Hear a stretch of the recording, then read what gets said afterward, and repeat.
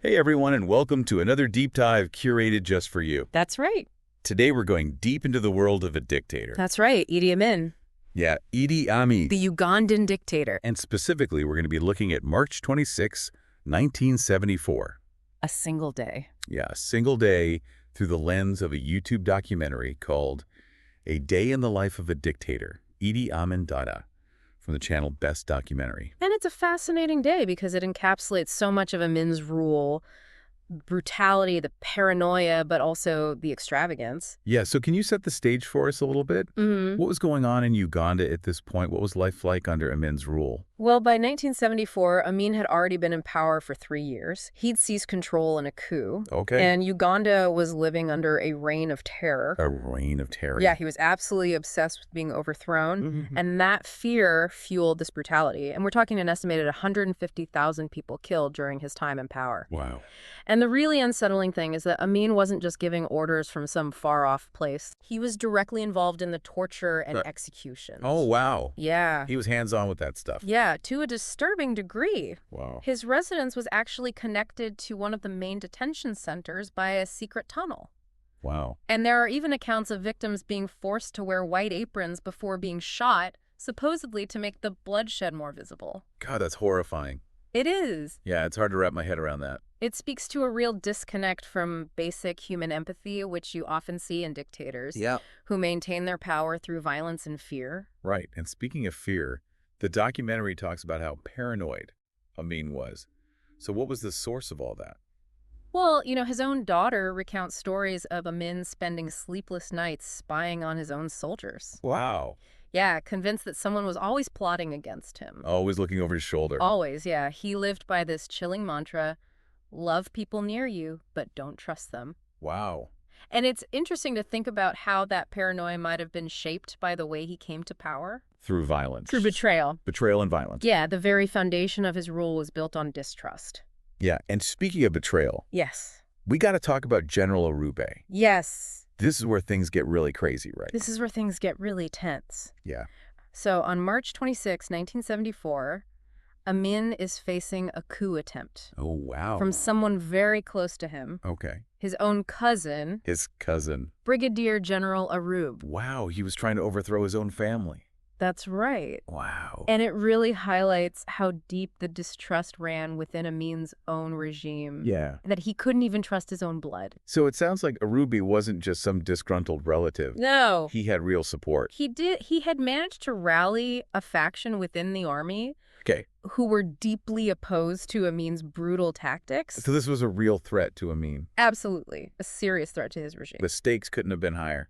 The stakes were incredibly high. But what's so interesting is how the documentary juxtaposes this life-or-death power struggle with Amin's totally extravagant lifestyle. Yeah, the guy was living large, right? He was living large, Okay. to say the least. Yeah. While Uganda was suffering under his rule, Amin was indulging in every luxury imaginable.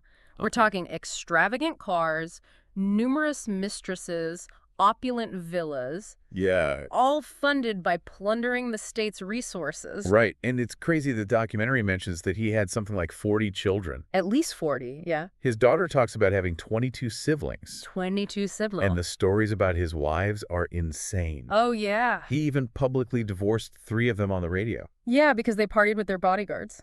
That's wild. It's wild, and it's a very classic dictator move, projecting this image of absolute power and control. Control. Even if it's all a facade. A facade? Yeah. The extravagance was a way of reinforcing his dominance. Right, showing that he was untouchable. Untouchable. Yeah. So let's get into the actual confrontation between Amin and Arube. Okay. What happened between these two? Well, the documentary describes this really tense meeting between them, where their personalities and their ideologies just clash. Yeah.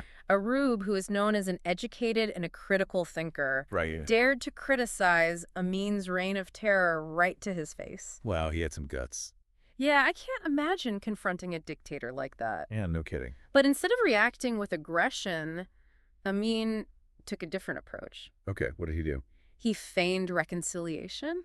Oh, really? Yeah. That's even more sinister. As a way to disarm Arube and make him think he was safe. He was playing mind games. Exactly, and it worked. Wow. Arube, lulled into this false sense of security, proceeded with his coup attempt. Okay. He and his supporters seized control of key locations. Wow. They thought they were on the verge of victory. They thought they were going to win. So what was Amin doing during all this? He was scrambling, gathering his loyalist forces, many of whom were mercenaries. So there's like this military buildup happening. Well, yeah, imagine the tension or the uncertainty. Yeah. Even Amin's own children witnessed the military buildup at their home. Wow. Completely unaware of what was happening. Yeah, that's a crazy image. Yeah. Okay, so then what happens? And then in the midst of this standoff, there's this dramatic phone call between Amin and Arube.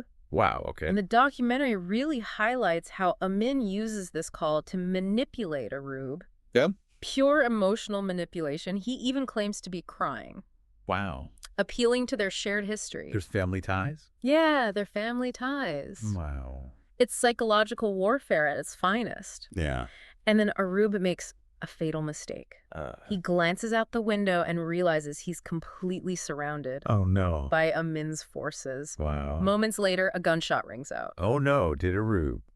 The documentary leaves the circumstances of his death deliberately ambiguous. Okay. Did he, realizing the coup had failed, choose to take his own life? Or was he executed by Amin's men? It's left up in the air. We're left to wonder. Wow, it feels like we've only scratched the surface here. Yeah. And I'm already on the edge of my seat. I know it's a lot to unpack. Yeah. But it's a fascinating day. It is. So much happened on March 26, 1974. The paranoia, the ruthlessness, the manipulation. But the documentary goes even deeper with this thing called the Kakwa warrior ritual. So tell me about that. Yeah, so this ritual really gives us a glimpse into the cultural beliefs that might have influenced Amin, the Kakwa people, which was Amin's tribe. They had this tradition where warriors would drink the blood of their slain enemies. Okay, that's a little intense. Yeah. What was the thinking behind that? They believed that by drinking their enemy's blood, the warrior could capture their spirit and prevent them from seeking revenge in the afterlife. So like a way to make sure you win, not just the battle, but like spiritually too? Right. It's about ensuring victory not just in life, but in the spiritual realm as well. So are we saying that Amin actually performed this ritual on Arube? It's not confirmed, but the documentary hints at the possibility. Okay. No one was allowed into the morgue where Arube's body was taken. Oh, wow. So it leaves a lot of room for speculation. Right. And given Amin's Kakwa heritage and his fascination with rituals and superstitions, it's certainly not out of the question. God, that's a chilling thought. So after that day, what happened to Amin? Did he just go back to business as usual? He did for a while. Okay. He managed to hold on to power for another 5 years, but his grip was definitely weakening. Okay. You know, Arube's coup attempt, even though it failed, Yeah. it really exposed the growing cracks in his regime. Yeah. More and more people were starting to see Amin for what he truly was. Okay. They were disillusioned with the brutality and the mismanagement of the country. So how did he finally fall from power? It was kind of a perfect storm. Okay. You had a series of military defeats, including this disastrous attempt to annex part of Tanzania. Wow. You had growing international pressure, and of course, internal dissent was on the rise. Okay. All of this ultimately led to his downfall. So he was forced out.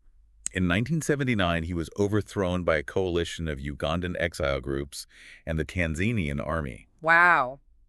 Amin fled into exile first to Libya and then to Saudi Arabia, where he lived until his death in 2003. It's incredible that he was never held accountable for his crimes. It's a tragic reality we see all too often with dictators. Yeah. You know, they commit unspeakable atrocities and yet somehow manage to avoid consequences. Yeah, it's a sobering thought. The documentary mentions something that really stuck with me. It's the prisons and the torture chambers that were used during his reign. Right. They're still standing today. Abandoned but not forgotten. They really are physical reminders of the horrors that took place. Like scars on the landscape. Yeah, a testament to the impact of tyranny. Exactly. It's just wild to think that all of this started with that one day in 1974. It just underscores the power that someone like Amin had. It reveals so much about the dynamics of a dictatorship, the cult of personality, the paranoia, the violence used to maintain control. It's given me a lot to think about. What if Arube had succeeded? Could things have been different? That's the question historians still debate to this day. Yeah. Would he have been able to bring peace to Uganda? Or would things have spiraled even further out of control?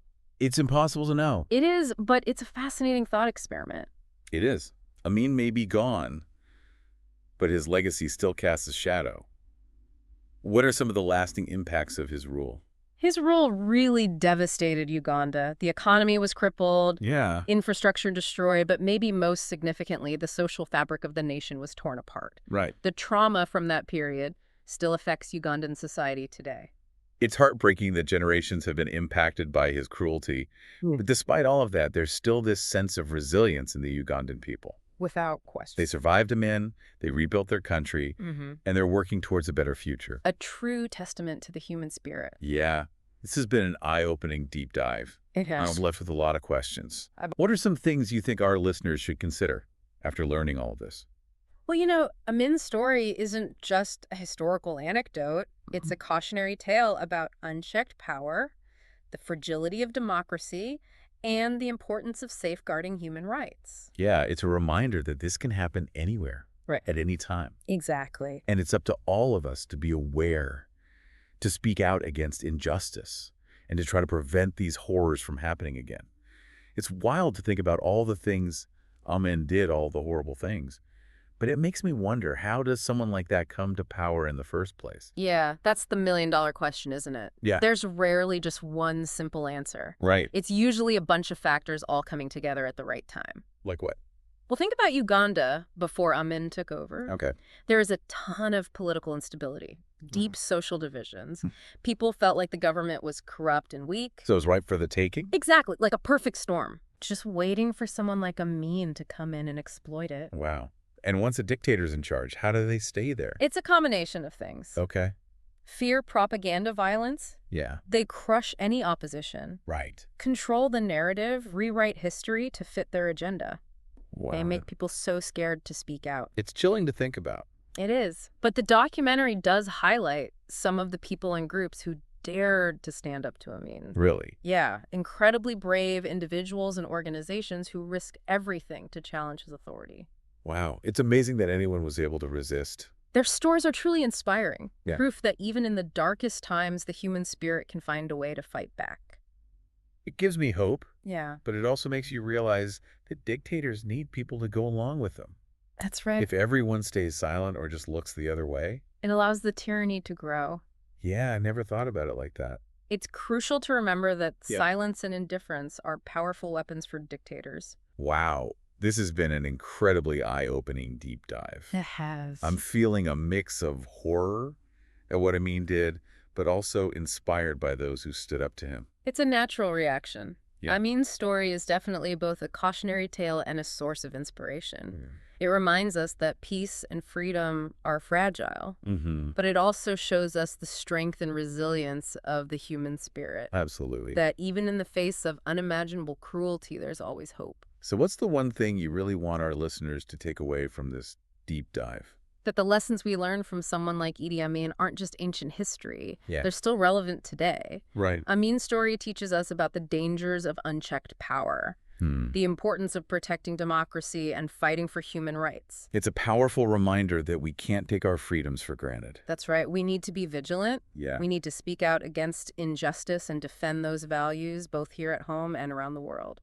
Thank you so much for taking us on this journey. It's been my pleasure. We've gone deep into the heart of Idi Amin's dictatorship, and it's been fascinating, disturbing, and ultimately, I think, inspiring. I agree. Hopefully, it's made you curious to learn more. Yes, definitely. Challenge some of your assumptions, and maybe even sparked a desire to get involved in the fight for human rights. Because we all have a role to play Yeah. in creating a more just and equitable world. Thanks for listening, everyone. And remember, knowledge is power,